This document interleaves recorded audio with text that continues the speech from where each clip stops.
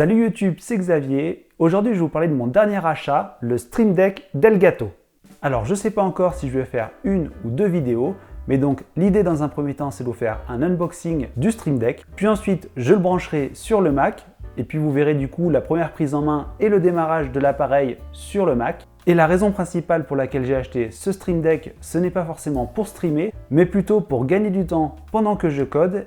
Et donc en fait, la deuxième partie de la vidéo, elle sera consacrée justement à la configuration que je vais faire du Stream Deck pour utiliser l'appareil sur VS Code avec le framework Flutter, qui est le framework que j'utilise pour développer des apps. Et puis peut-être que plus tard, je l'utiliserai pour d'autres environnements, d'autres applications dans mon setup, et à ce moment-là, je vous ferai peut-être aussi une autre vidéo. Alors avant le déballage, je rappelle rapidement ce qu'est le Stream Deck. En fait, c'est un appareil qu'on vient connecter à l'ordinateur et puis voilà, qui a une quinzaine de boutons. Et donc ces boutons, ils ont des écrans LED à l'intérieur et ils sont programmables. Donc c'est-à-dire qu'en fait, on va pouvoir changer l'affichage du bouton en fonction de l'application sur laquelle on se trouve sur l'ordinateur. Et bien sûr, on va pouvoir aussi changer les actions qui seront faites quand on appuie sur chacun des boutons. Donc, en fonction de ce qui est ouvert, de l'application qui est ouverte sur votre ordinateur, eh bien, les commandes que vous allez intégrer à votre Stream Deck vont être différentes. Et donc, ceci va vous permettre de gagner du temps dans votre manière de travailler. On passe tout de suite sur le bureau et du coup, on déballe le Stream Deck ensemble. On est parti pour l'unboxing.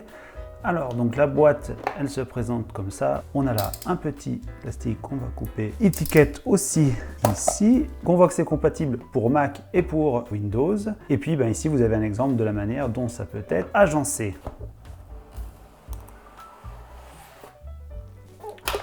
Alors, vous voyez, donc d'un point de vue taille, ça fait à peu près la taille de ma main. Donc voilà, c'est pas quelque chose de très grand et qui prend énormément de place. On a aussi ici un câble USB.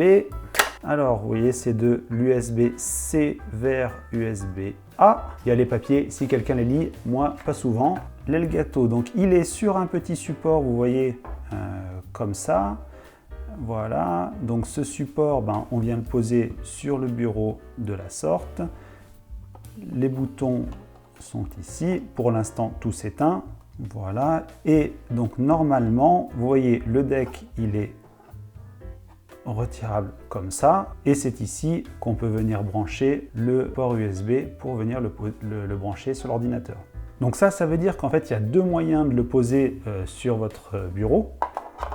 Soit comme ça, mais en fait, vous voyez que là, ici, vous avez l'inclinaison d'à peu près 45 degrés par rapport au bureau. Si vous voulez l'utiliser dans un contexte de streaming, c'est très bien. Pour moi qui ai l'intention de l'utiliser dans un contexte de code, eh bien, je le poserai certainement plutôt comme ça, au niveau de ma main gauche, pour pouvoir accéder plus facilement aux commandes, un peu comme un clavier. Donc en fait, finalement, on regardera ça tout à l'heure, mais il y aura le Stream Deck à gauche, le clavier à droite, et ici, je viendrai chercher d'autres raccourcis. Maintenant, on passe sur l'ordi pour le brancher et le démarrer. Si cette vidéo te plaît et qu'elle te rend service, n'hésite pas à mettre un pouce bleu, à t'abonner à la chaîne et activer la cloche. Et puis, dis-moi en commentaire si toi aussi tu as un Stream Deck, comment tu l'utilises dans ton setup et dans ta manière de travailler.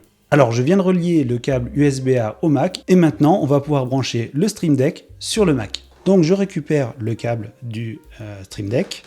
Et puis, pour le brancher, je viens retirer le Stream Deck de son support et puis je viens le brancher en USB-C comme ceci au Stream Deck. Et donc là, on le voit s'allumer. Donc, pour récupérer et pour démarrer le Stream Deck, je vais aller chercher le logiciel qui permet de le paramétrer sur le site d'Elgato. Donc, je tape sur Google Elgato. Je prends le premier lien. Je vais dans Téléchargement. Je vérifie que je suis bien sur la plateforme qui me concerne. Donc ici pour moi c'est Mac. Mon modèle de Stream Deck c'est le Stream Deck MK2.